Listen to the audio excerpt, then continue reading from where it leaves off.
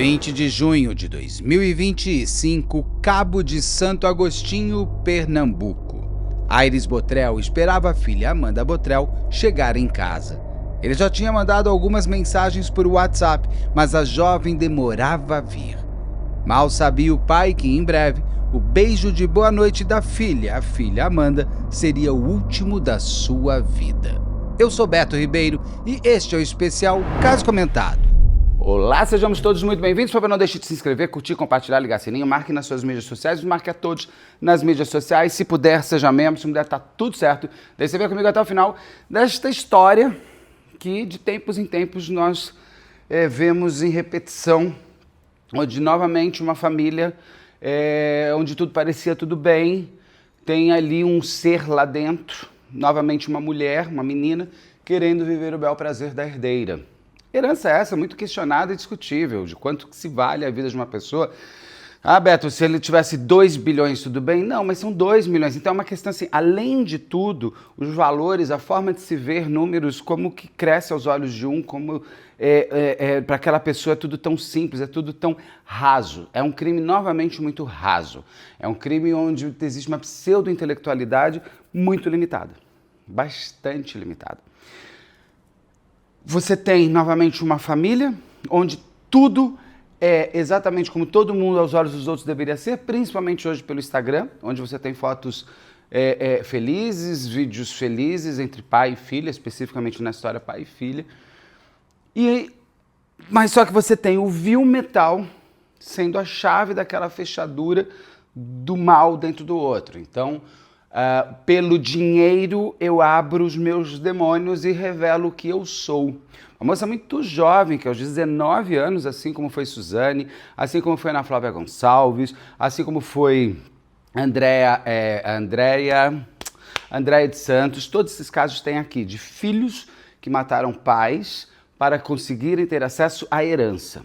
No caso de alguns outros, como por exemplo, o próprio da Ana Flávia Gonçalves, até da Suzane, até da Andréia Gomes, existia ainda também um elemento romântico que papai e mamãe não me deixam amar quem eu quero amar.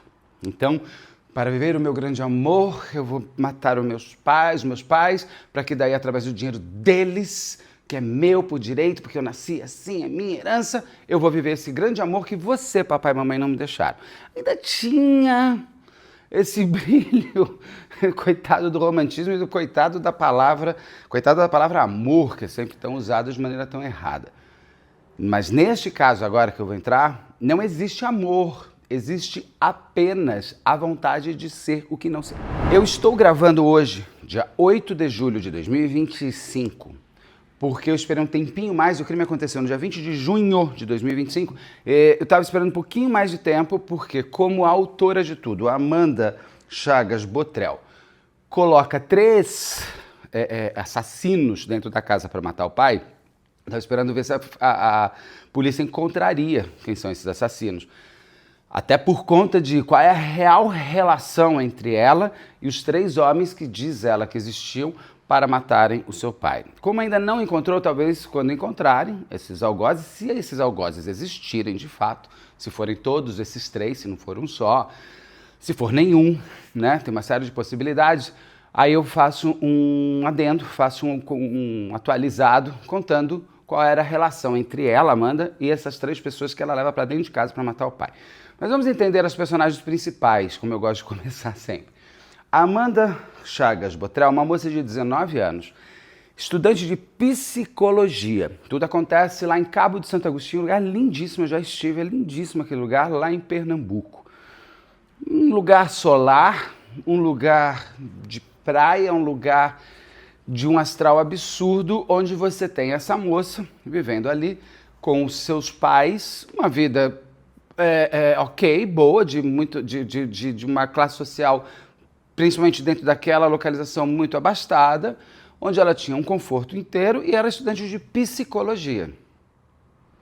Uma moça que tem muitas características análogas, eu não estou aqui dando classificação porque eu nem posso, mas você percebe narcisismo, tem gente falando que é psicopata, isso eu acho que é uma coisa que às vezes as pessoas gostam de pôr psicopatia até pra gente se sentir um pouco menos possível de ser ela. mas que com certeza ela tem um narcisismo. Ela tem, uma vez que ela é uma garota muito vaidosa, ela mata por dinheiro, ela quer o dinheiro, ela quer ser herdeira. Eu quero entender de onde veio esse desejo de ter o dinheiro, que era um dinheiro que ela tinha. Porque diferente da Suzanne von Richthofen, que não tinha acesso a nada do patrimônio da família, e inclusive o pai chegava sempre a avisá-la: se você não fizer o que eu quero, eu te deserdo. No caso aqui da Amanda Botrel, você tem um componente a mais. O pai fazia de tudo e por tudo e para tudo por ela. Uma moça de 19 anos que já tinha um apartamento no nome dela, que o pai já tinha passado, um apartamento no nome dela, tinha ganhado um carro há pouco tempo, 19 anos, fazia faculdade, pelo jeito, tem todos os seus custos custeados pelo pai, porque você tem material escolar, você tem mensalidade de faculdade se for paga, você tem almoço, tem uma menina que não trabalhava, não precisava trabalhar. Ela vem de uma família cujo pai é o Aires Botrel. Aires Botrel. O pai tinha 60 anos. Então ele foi pai mais velho, quer dizer, aos olhos de hoje, um pai na idade normal. Porque ele tinha 39 anos, 39, 40, 41 anos, quando ele foi pai da Amanda Chagas Botrel. Um homem que, pelo que ela diz, não tem nenhum outro filho além dela. Isso ela deixa muito claro quando o crime acontece, do tipo avisando: ó, se vier herdeira, é mentira, hein? Quero dizer que o pai era vasectomizado. A mãe da Amanda não aparece em muitos lugares, e a mãe da Amanda não estava na casa na hora do crime. Pelo que se levanta, pelo que eu entendi de tudo que eu consegui estudar e pesquisar, não tem tanta... O SBT é a TV que mais fez cobertura desse caso. Parabéns, muito bem feita, por sinal. E tem a Record Local também, que faz muito bem. Mas a mãe da Amanda estava num restaurante no momento que o crime acontece. Num restaurante colocado como sendo dela. Ou seja, o pai, o Aires Botrel, era um caminhoneiro, veio da origem de caminhoneiro, ele tinha um caminhão, tinha uma casa que é onde tudo acontece, um lugar lindo que é vou pegar o nome aqui, Enseada dos Corais, lá em Cabo de Santo Agostinho, em Pernambuco. Tinha um patrimônio avaliado em 2 milhões de reais, aí colocando o caminhão, a casa, possivelmente o próprio apartamento que estava no nome da Amanda, o carro da filha. Então ele tinha, dentro do que ele tinha conseguido construir ao longo da sua vida, ele tinha lá um patrimônio de 2 milhões de reais. Se subentende que esse restaurante onde a mãe da Amanda estava também era deles. O pai e a mãe da Amanda, pelo que eu também consegui entender, eles são casados ainda. Ela não estava na casa no momento do crime, mas eles moravam juntos, junto com a Amanda. Quantos anos tem a mãe da Amanda? Há quanto tempo eles eram casados? A gente pode supor que pelo menos há 19 anos, uma vez que os dois estão juntos e a filha tem 19 anos. Mas a mãe era muito mais nova, a mãe era mais velha. Não conseguimos aí desenhar. Por que isso é sempre importante? Para a gente entender como era a dinâmica dentro daquela família. As fotos reveladas da Amanda com o pai são sempre muito carinhosas. Tem vídeo do pai super feliz, super festivo. Tá tudo certo. Agora, como era a real dinâmica dentro daquele lugar? Por que eu pergunto isso principalmente? Porque no dia do crime, que é dia 20 de junho de 2025, a Amanda está saindo do salão de cabeleireiro e com o pai mandando muitos áudios para ela, pedindo para ela ir logo para casa. Mas não eram áudios aflitos. Eram áudios até dizendo: vem filha, vem logo para casa. Tipo, vamos jantar. Eram áudios muito insistentes para uma moça muito jovem, numa sexta-feira, ir para casa ficar com o pai. Era no comum, era uma relação de proximidade bastante forte, eles eram grandes amigos, o que torna o crime ainda pior. Porque o nível de confiança que esse homem tinha nessa mulher deixa tudo ainda mais dolorido. Então, essa costura familiar seria interessante de a gente entender para saber assim. Eu gostaria muito de entrevistar qualquer pessoa, o delegado, a mãe da Amanda, os advogados da Amanda Botrel, que agora vai ter que ter advogado, tudo. Qualquer pessoa ligada ao crime, é só mandar para a equipe bertoribeiro@gmail.com, manda um e-mail, a gente marca. Porque com certeza, essa moça tem 19 anos, ela é muito nova, mas com certeza hoje a mãe pode ver elementos e pontos interessantes. O que acontece dias antes dessa morte? A Amanda, ela tinha um namorado, que pelo que se levantou, era um agiota ali pela região. Esse agiota tinha tem, né? Não morreu. Ele é casado ou mora junto com uma mulher. Essa mulher dele descobre que a Amanda é amante do marido dela, de um agiota. Diga-me com quem antes eu te direi quem é. Nem sempre eu concordo com essa frase, mas nesse caso, eu não vou casar com um agiota. Beijo comigo, não violão. Crime, não vou viver com. Não quero, não gosto, não vou fazer. Então, essa mulher, se é casada com a agiota, tem que tomar cuidado, porque, né, tá lá sambando no mesmo samba. Essa mulher descobre que a Amanda está pegando o marido dela. E ela manda dar eles usaram um termo, eu achei divertidíssimo, assim, um neologismo local, um regionalismo local, uma pira, uma bira, sei lá, mandou dar uma surra na menina. E ela, pra ela não chegar escangalhada em casa e o pai querer saber o que aconteceu, ela pega o carro do pai, a Amanda pega o carro do pai e simula um acidente para aparecer machucada. Que machucados eram esses? Que ficariam tão possíveis num acidente? O pai aceitou, existiu de fato alguma possibilidade de que ele tenha caído nesse golpe? Caiu, não caiu, ficou ligado? Como é que estava dentro daquela casa depois desse acidente? A mãe e o pai perceberam que a filha estava se envolvendo com gente estranha, gente esquisita? Como é que estava o clima? Por que o pai pede tanto para ela ir para casa naquela sexta-feira com tantos áudios seguidos? Ele estava preocupado com ela? A Amanda faz tudo isso por dinheiro. Era amante de um agiota. Ela e esse amante realmente estavam separados? Esse agiota, ela devia dinheiro para esse agiota. Esse agiota viu nela a possibilidade de ter um crédito bom para ter dinheiro, para emprestar dinheiro para os outros e ganhar mais dinheiro. É um crime muito ligado a dinheiro, e tudo está ligado a dinheiro. Uma vez que ela é amante de um homem que vive em função de emprestar dinheiro de uma maneira ilícita, está no crime, já existe um crime muito grande aqui. Como era a Amanda antes? É que os amigos da Amanda revelam. No enterro do Aires, você percebe muitas pessoas com muito carinho pela menina, abraçando muito a menina. Nós vamos falar, a menina foi chorar no velório, bem Suzane von Richthofen. Só não aconteceu com a Ana Flávia Gonçalves porque eles pegaram antes. Isso de chorar no velório, o cara tá ali também para querer saber se estão de olho nele já. Não é só o prazer de ver o horror que você fez, mas também ficar ligado por todos os lados e numa pessoa possivelmente narcisista ter holofote em cima dela. Isso claramente, né? Mas então nós temos esses elementos. A Amanda com esse amante, ela leva uma surra da mulher do amante, inventa um acidente com o carro do pai, o pai pegou, não pegou, como foram esses machucados, a família percebeu como é que estava a dinâmica ali interna, por que o pai pede tanto para ela voltar para casa, ela estaria de castigo, entre aspas, eles estariam mais preocupados, por que tanto zelo? É normal, não é normal? Aquilo era fora do comum? E eu não estou aqui criticando se ele era um pai zeloso demais ou zeloso de menos, que isso a mim não interessa mesmo. Mas isso mostra pra gente a construção da morte e principalmente a base onde tudo aconteceu. Então por isso que seria interessante a gente conseguir. Não temos ainda essa informação. Se eu souber, eu trago no caso da Amanda Botrel atualizado. Mas sigamos. No dia 20 de junho, a Amanda Botrel está.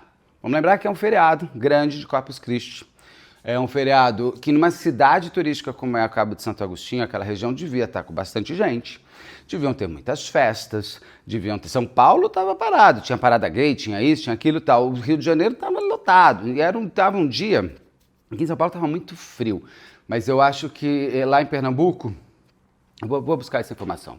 Qual era a temperatura em Cabo de Santo Agostinho naquele dia? Peraí, fui lá perguntar para os nossos amiguinhos da inteligência artificial. Naquele dia, no dia 20 de junho de 2025, em Cabo de Santo Agostinho estava fazendo de 21 a 28 graus, com tempo aberto e tudo mais. Por que eu digo isso? Porque na dinâmica que a Amanda depois vai contar, tem um ponto que todo mundo fala, mas como que ela cobriu ele se estava calor? Gente, ele podia estar com o ar-condicionado ligado. Eu durmo no ar-condicionado, se tiver 15 graus, eu estou no 15 graus.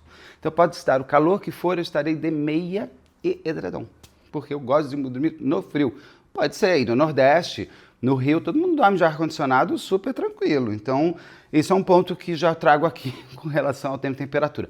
Mas numa noite, numa sexta-feira, tão estrelada, tão bonita, tão gostosa, tão quente, uma menina tão jovem, por que não foi sair com os amigos? Que seria a naturalidade, o esperado nisso tudo. Mas a Amanda, então, ela está no salão de cabeleireiro, ela chega umas 7 horas. E isso é um crime que já estava, segundo a polícia, sendo orquestrado e premeditado há mais de 2 meses. Então aquele dia foi escolhido por algum motivo. Não sei se era aniversário dele, se era alguma... Porque aquela sexta-feira, no meio de um feriado, talvez para dar esse ar de que tinha muita gente na cidade, então bandidos vieram de fora, pode ter sido essa inteligência. Pode ser. O dia foi escolhido, não foi à toa e não foi sem querer mesmo. Aquela noite estava fatídica para ser a morte do Aires Botrel. Amanda, então, está no salão de cabeleireiro às 7 horas da noite. Lá ela fica, lá ela vai ficando e vai, com certeza, reorganizando todos o seu planejamento e toda a sua pesquisa. Eu imagino que a polícia esteja vendo agora celular, computador, iPad, tudo isso aquilo dela, para ver o nível de busca que ela fez. E não me surpreenderia se... Muita gente me pergunta assim, Beto, você não acha que quando você conta o crime, um criminoso está vendo para saber trabalhar? Bom, se ele estiver aqui no canal, ele vai entender o seguinte, não faça o crime que você vai ser pego. Então aqui no canal eu conto o crime, trago toda a parte comportamental e já aviso, a polícia vai te pegar. Ainda mais no dia de hoje, com Airb, com câmera de segurança, com GPS. Filho, ó, beijo pra você se você acha que você vai conseguir, mas nem a pau. Não tem crime não vai ter crime perfeito. É a velha frase, não existe crime perfeito, existe crime mal investigado. Mas por que eu digo isso? Porque sempre se aponta, no caso da Suzane, isso eu entrevistei o Salada, eu já contei isso, o Salada é o perito do caso da Suzane. Quando o Salada me deu uma entrevista uma vez, eu fiquei bastante... Falei, nossa, olha que interessante, como a perícia sabe disso. Ele conta que quando ele chega na casa dos von Richthofen, estão ali o pai e a mãe da Suzane na cama mortos, com muito machucado, um crime muito bárbaro, com muita violência, com muito ódio em cima daquelas pessoas. E um revólver jogado no chão. Ele disse para mim, ele falou, olha, aquilo que eu olhava, eu falava assim, a pessoa está querendo montar um cenário para mim, porque bandido não deixa revólver. Revólver é ferramenta de trabalho, ele teria levado aquilo embora. Além de tudo, ele fala, aquela cena de ódio era tão pesada que eu olhava para aquilo e falei, aqui tem ligação muito extrema entre autor e vítima. Porque o Salada disse, se eu tivesse dado um tiro, se eles tivessem cada um com um tiro e ido embora, ficava mais complicado, porque latrocínio é um crime sem ligação real entre autor e vítima. Então é muito mais difícil de você chegar em quem foi lá para roubar e terminou matando. Como o Salada sempre falou isso, e eu acho isso brilhante da perícia, trazer inclusive esses elementos pra gente, ela pode ter tido essa informação. A Ana Flávia Gonçalves, por exemplo, ela faz o crime ainda mais bárbaro depois. Como essa menina estava num planejamento, estudante de psicologia, true crime tem a ver com psicologia, ela deve ter se ligado mais na forma de matar do que em todo o resto, porque ela foi em cima daquilo que é apontado sempre, que um latrocínio ele é mais complexo de investigação. Mas um latrocínio, né, gente? Não uma tentativa de simulação de latrocínio. O latrocida não vai matar para roubar uma televisão, minha senhora. É uma questão assim, sabe? Fica muito fora da situação. Mas a Amanda, então, naquele dia 20 de junho, está lá no salão de cabeleireiro, claro, criando o quê? Os seus álibis. E o pai mandando áudio. Eu só ouço os áudios do pai mandando. Eu não sei como foi a ação da Amanda para que o pai mandasse aqueles áudios. Porque a sensação que se tem é criação de construção de relacionamento gostoso, fofo e amável entre papai e mamãe. Eu não sei se ela estimulou aquele envio de áudios. Eu sempre vou bater nesses áudios porque são muitos, são vários e são assim, vem logo minha filha, pô, vem pra cá, minha filha, vamos minha filha, vem pra cá. São muitos. A menina tá no salão de cabeleireiro, ela fala assim, pai, salão de cabeleireiro, meu filho, cheguei às 7, saí amanhã, né? E ela tava ali, diz a Amanda depois, que ela é muito amiga das pessoas, por isso que ela foi ficando tarde, e que ela, Amanda, diz que ela saiu do salão, chegou na casa dela, e era muito interessante, porque ela vai dar uma entrevista, né? E tem pontos muito bons, porque eu mesmo, como eu entrevisto muita gente, eu percebo isso. Quando você faz uma pergunta, você espera uma resposta. Você não espera que a pessoa já se antecipe e já te traga uma informação para você nem entrar naquilo que ela não quer que você veja. A Amanda faz isso numa entrevista que ela dá, acho que é para SBT. O O repórter pergunta como é que foi, né? O que aconteceu? E ela fala, não, eu cheguei em casa, deixei o portão aberto porque minha mãe estava para chegar. Porque a pergunta que se diz, você chegou na sua casa e deixou o portão aberto, por quê? Portão é segurança, você fecha. Você perguntaria depois, é hábito você deixar o portão aberto? Ou ela nem teria dito isso, ela teria dito, eu cheguei em casa, entrei em casa, fui ver meu pai. Não, ela dá detalhe. Cheguei em casa, abri o portão, entrei com o carro, deixei o portão aberto porque minha mãe estava para chegar.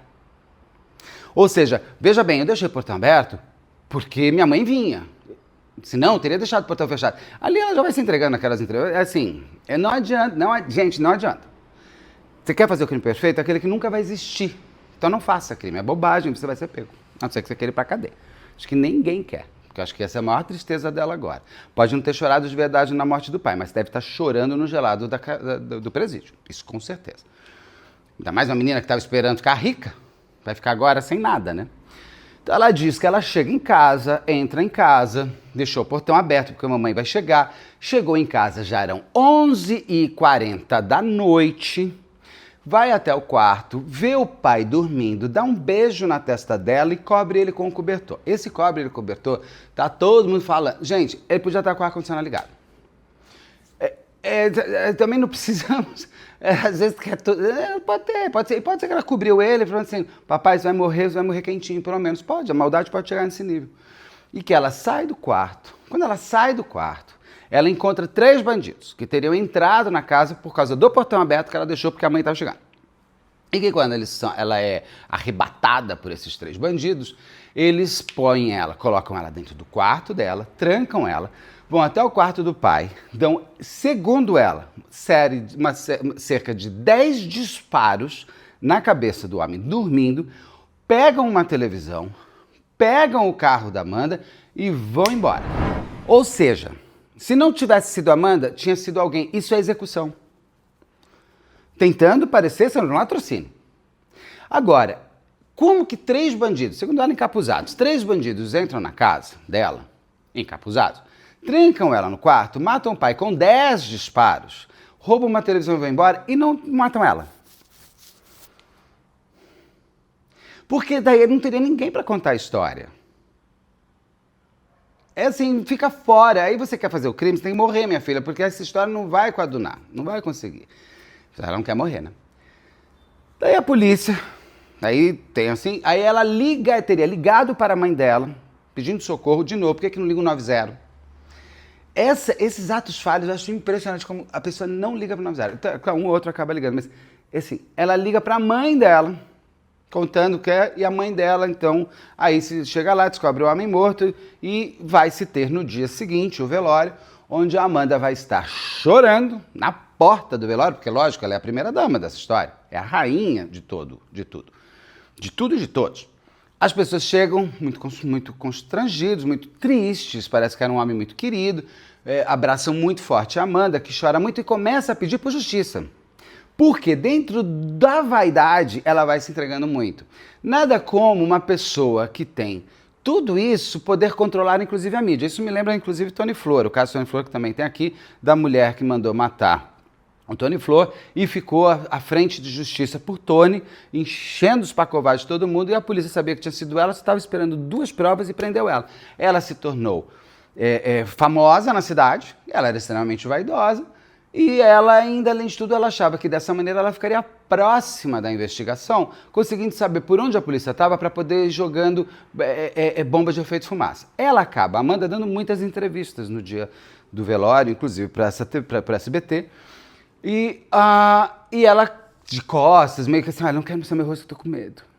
Mas do quê? O cara já sabe quem é você. Você tá com medo dos 3 bandidos? Mas os 3 bandidos sabem quem é você. Você que, em princípio, não sabe quem são eles. Fica desconexo, mas tudo bem. Ela fala e ela conta de uma maneira muito, muito organizada e muito decorada por uma moça que passou por um trauma tão grande. Naturalmente, uma pessoa assim estaria hospitalizada com um remédio, podendo fazer ela dormir, porque a única coisa que você precisa nessa hora, o corpo precisa descansar e a mente precisa apagar. E ela não, ela estava muito ativa, muito presente, muito dona da situação, e isso tudo vai chamando a atenção. Sendo que a polícia já tinha começado a investigar. O que acontece? Teve a morte, teve o enterro. Eu não vi ainda, acho que ninguém viu ainda, não deve ter saído ainda, o laudo necroscópico. Às vezes eu falei errado, você vai lá. O laudo da morte do Aires. A Amanda disse que foram 10 disparos. A polícia diz que ele morre de disparos na cabeça, ou disparo na cabeça. Eu queria saber o seguinte, dentro dessa construção do pai morto, primeiro, tinha remédio? Ela dopou ele antes? Acho que não, porque ela chega e sai. Mas ela pode ter deixado alguma coisa. Ele tomava remédio para dormir? Ele tinha sinais de defesa? Ou ele realmente foi pego no susto? Os caras entraram, pá, acabou. O beijo que ela dá é o sinal que a Suzane von Richthofen fez quando ela acende a luz do corredor. Era o sinal para os cravinhos subirem e matarem. O beijo é a despedida ou é a confirmação de que ele está dormindo gostoso? É a certeza de que ali está a vítima perfeita? Como que estava o corpo? Qual é o laudo do... Assim, existia... ele se mexeu, ele acordou, ele tentou, como a mãe da Suzane von Richthofen que tentou se defender. Existiu alguma coisa de tempo de ver que ele ia morrer? A própria casa tem laudo, porque se você faz um latrocínio, eles reviraram a casa, como se estivessem buscando algo específico ou dinheiro.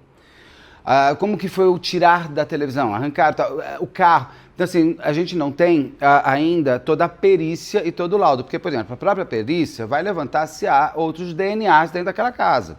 3 pessoas por ali passaram. Claro, vão levantar inúmeros outros, porque pode ter tido uma festa no dia anterior, né? Pode ter tido uma série de coisas.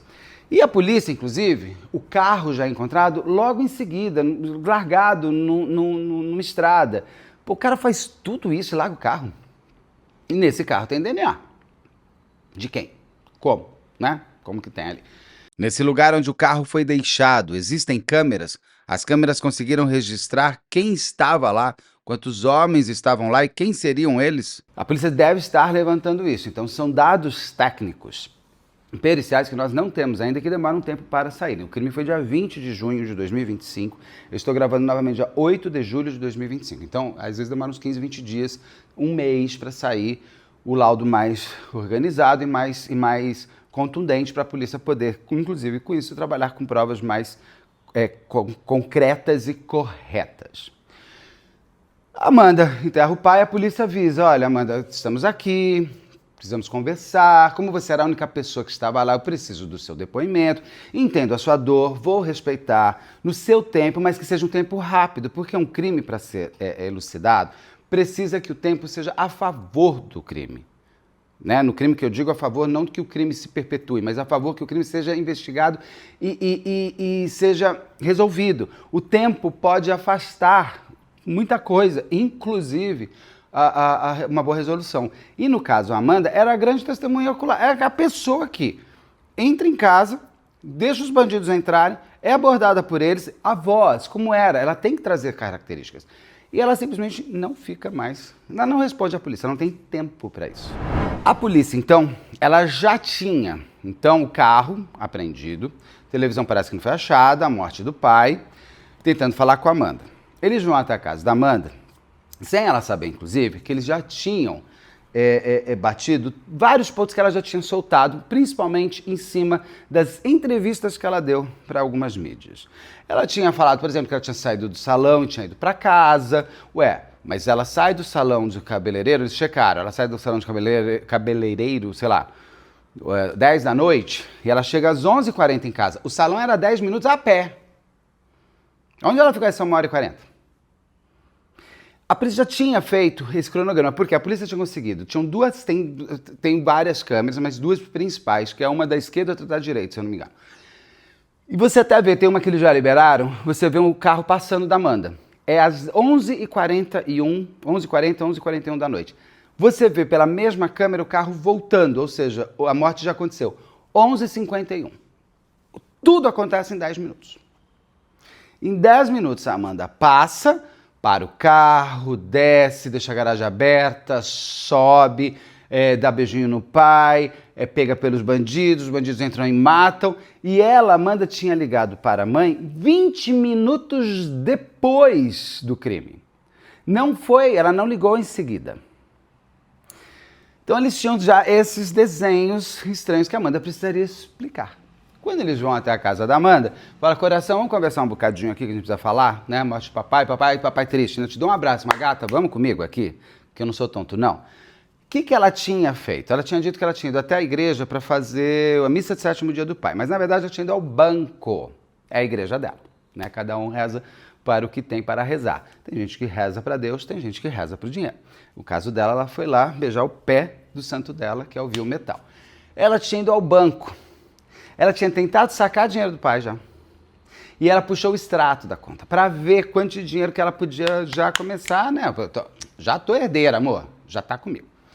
Sendo que tem pontos importantes que eu já trago aqui. Eu vou voltar ali. Ela não seria a única herdeira desse homem.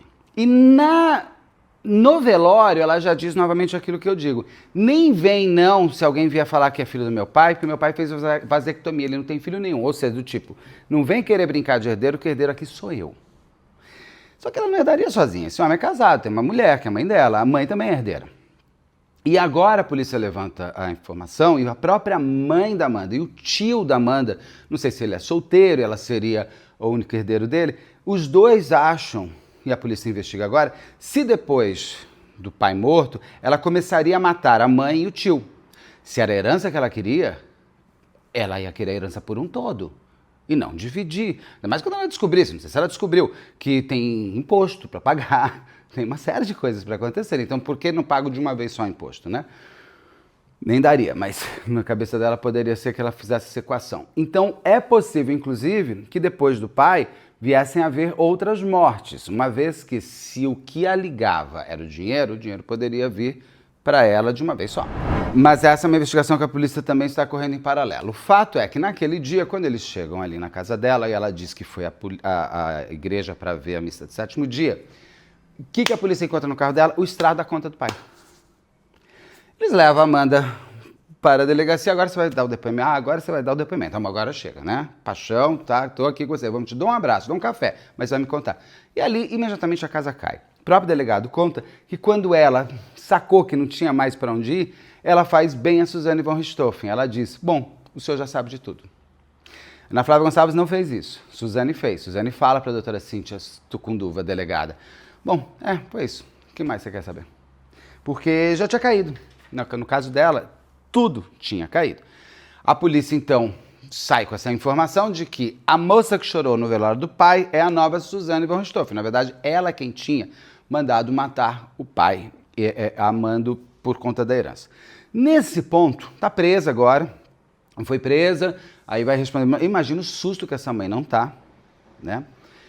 Imagina o horror que as pessoas que a abraçaram devem estar passando, deve ser horrível. Não faço ideia do que seja isso, mas deve ser assim devastador, porque além de tudo eram pessoas que conviviam, você conviveu com o algoz total. A menina aí, a Amanda Botrel, ela devia ter pesquisado melhor, descoberto que se ficam sabendo que é ela que é a autora, ela vai ser julgada, vai ser colocada como indigna, automaticamente ela não tem acesso a herança nenhuma. Desde a Suzane von Richthofen existe essa lei agora. Antigamente não era assim. Antes da Suzane, para eu não ter acesso a uma herança de uma pessoa que eu matei, alguém ligado à herança tinha que entrar com um processo me pedindo para ser retirado. Hoje, depois de Suzane von Richthofen, hoje é bom, né? Já faz 30 anos daqui a pouco. Depois de Suzane von Richthofen, acabou. Já é lei automática. Se você matou uma pessoa que é ligada a uma herança que você vai receber, claro, transitado, julgado, por isso demora. Por isso que a Ana Flávia Gonçalves, até hoje, a tal da herança, que nunca existiu, acabou. Porque ela ainda não foi transitada, julgado, ou se já foi agora, então você não consegue nem fazer a partilha dos herdeiros. No caso dela, vai ficar travado o espólio do seu Aires, do pai dela, por conta que ela tem que ser julgada, tem que ser transitada, julgado para dar deu. Ela é uma assassina do pai. Aí lhe tira ela da herança. Então é uma coisa assim, essa herança aí vai ficar parada, acho que se bobear, uns 6, 7 anos.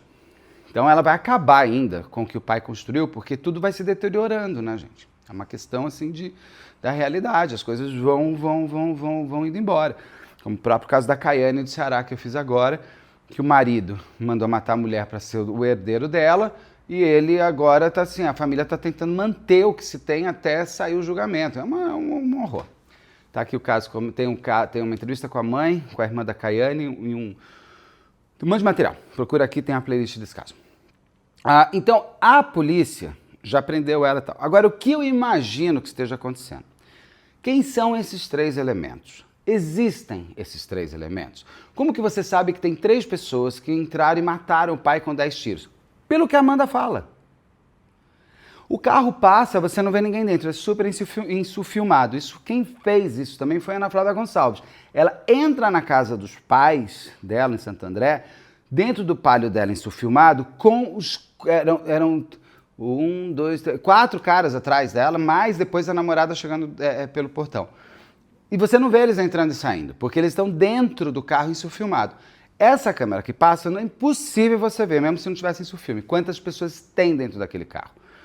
Agora, e se foi uma só? E se foi nenhuma? Beto, mas olha só, ela entrou, ela ficou... Eu queria saber uma coisa, a mãe quando chega na casa, a Amanda está trancada dentro do quarto? Porque é o seguinte, qual a informação que a gente tem? 20 minutos depois, a Amanda liga para a mãe falando que mataram o pai. Você vê o seguinte, ela passa às 11h40, 11h41 da noite, retorna 11h51 da noite. Ela pode ter entrado sozinha, dado tiro, beijou o pai, pegou a televisão, largou o carro e saiu correndo. A polícia diz o seguinte, que o tempo que ela demorou para chegar do salão de cabeleireiro até a casa dela teria sido para ir buscar esses assassinos. Demorou 1h40. Ela não pode ter ido encontrar um amante qualquer? Ela não pode ter ido buscar a arma para matar? Como que ela conseguiu esses 3 caras para matarem uma pessoa? De novo eu pergunto, como é que você sai na rua e pergunta assim, tô a fim de matar meu pai, me dá uma ajuda aí? Ela, segundo a polícia levantou já, ela conheceu um ex-presidiário que... Qual crime esse cara fez? Eu não faço ideia. E que ele teria feito a ponte entre ela e esses 3 assassinos. Onde ela conheceu esse presidiário? Quem faz a ligação entre ela e 3 bandidos que vão matar o pai dela se 3 bandidos existirem? Porque numa situação, poderia ter sido ela? Pericialmente tem que ser provado que sim ou que não. Porque ela entra, em 10 minutos ela sai, larga o carro, não sei se em 10 minutos ela consegue um outro negócio, uma moto, uma bicicleta e volta para casa e liga para a mãe. Ela ligou de casa mesmo? Ou ela pode ter ligado de outro lugar? Quando a mãe chega ali, quanto tempo depois da filha ligar e falar que o pai morreu, a mãe chega? A mãe chega, ela tá trancada dentro do quarto? Tá, então beleza, então realmente tem mais gente. Por quê? Que ela entra e sai em 10 minutos, ela entra, vai para casa, sobe, mata, pega a televisão, entra no carro e sai. 3 pessoas, precisa de 3. Por que ela fala isso? Porque às vezes eu acho que ela pode estar, inclusive, jogando bomba de efeito de fumaça, porque nada pior do que, além de ser amante, ser autora também, né? Nessas horas, todo mundo tenta se safar. Não vou achar estranho se começarem a falar, que ela começar a dizer, meu pai era isso, meu pai era aquilo, porque você vai começar a criar a construção de argumentação até para se colocar como vítima. Aí, tô esperando. Tô só no aguardo aqui. Porque, assim, tinham 3 pessoas de fato? Tinha uma só? Como que ela consegue... Quem é esse presidiário? E ela não entrega ninguém. Claro que a polícia vai pegar celular agora, vai fazer quebra, isso, aquilo. Então, de novo, há mesmo 3 bandidos que entraram e atiraram mais de 10 vezes, foram mais de 10 tiros mesmo, ou foi um só? Ela poderia ter feito sozinha? Isso numa reprodução simulada você consegue saber mesmo sem o comparecimento dela. Até para saber em tempo, isso, aquilo, como foi feito Isabela Nardoni. Se foram 3, de onde eles vieram e qual a ligação que ela tem, quem é que faz essa conexão entre ela e esse presidiário que tem acesso a 3 assassinos. Então isso é uma parte que eu estava esperando sair para ver se eu conseguia trazer tudo atualizado. Mas a gente tem que guardar um pouquinho para ver se temos todas essas respostas. Eu acho que assim, às vezes a gente pensa que ela não poderia fazer sozinha. As pessoas são mais fortes na maldade do que na bondade, viu, gente? Podem sim fazer tudo sozinhas se quiser. As pessoas, elas são até perversas demais para ficar feliz da vida pensando no que eu fiz e como eu consigo e como eu faço. Mas daí, na hora, se eu precisar, eu pego e falo, não, na verdade, foram os outros, porque eles que são maus. Eu só tive uma ideia, eles é que agiram. Como se... Mal sabe ela também que, sendo mandante ou a executora, a pena dela é maior. Porque é ela que tinha ligação com o autor e é para ela que tudo daria bem se o crime tivesse sido completo, né? Na sua mais completa crueza. Tô vendo aqui. Ela fala, tem uma coisa que eu acho interessante. Ela fala que ela chegou em casa, ela ia tomar banho. Ela não tinha chegado no salão, feito cabelo, vai tomar banho como? Tudo bem, põe uma touca e vai. Né? Diz que não tem irmãos, é isso daí. Ela só vendo se faltou alguma coisa. Ela disse que o pai ficou ligando, ficou mesmo, ficou mandando mensagem. Ela se preocupava, já avisou que deixou a porta aberta. Disse que o pai falou... e ela disse ainda que o pai falou, te amo, filha. E ela falou, te amo, pai. Ainda construiu uma situação... A última coisa que seu pai falou pra você, que ele me amava. Não sei nem se esse homem realmente falou com ela. Se existia esse beijo, ela não entrou e pá. Não sei se teve tudo isso de confirmação dele morto ou não. O que muda? Nenhum vizinho ouviu grito nenhum. Achei estranho não ter ouvido 10 disparos, se foram 10 disparos. Não é uma região que as pessoas estão acostumadas a ouvir tiro, né? Acredito, porque é uma região ali em Serra dos Corais bem nobre daquela parte ali. É isso.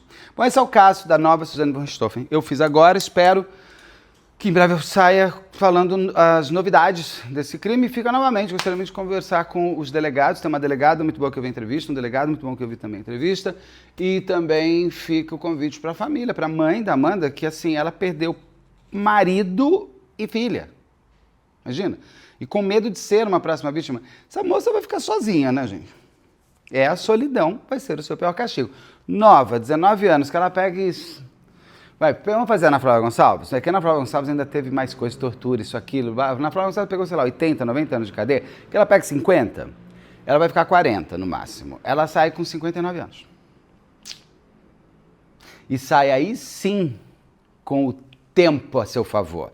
Porque como eu falo aqui, que um amigo meu sempre me falou essa frase, eu acho fantástica, o diabo não é diabo porque é mau, o diabo é diabo porque é velho. O tempo é que faz a maldade existir de fato, porque você vai conseguindo, através do tempo, se exercitar, se tornando mais mal e mais ardiloso de não ser pego. Ela sairá com o tempo a favor dela. Vamos lá aguardar. Então é isso, espero que vocês tenham curtido. Me digam o que vocês acharam, se conheciam o caso. Até já!